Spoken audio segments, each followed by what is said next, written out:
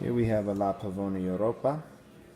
This unit was leaking from the bottom and wasn't getting enough pressure when trying to pull a shot. So we just took her apart, cleaned her out, replaced every gasket, soaked some of the pieces, and then we realigned and tightened the base to fix that problem. Let's see how she does.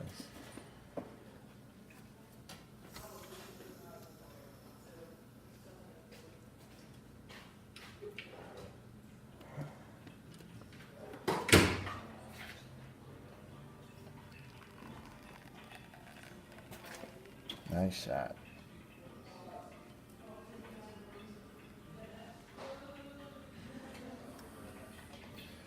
And there she is. No leaking. Nice crema. Beautiful shot. Thank you for watching this video. If you like it, please give it a thumbs up and subscribe to our YouTube channel for more content like this every day. Thanks.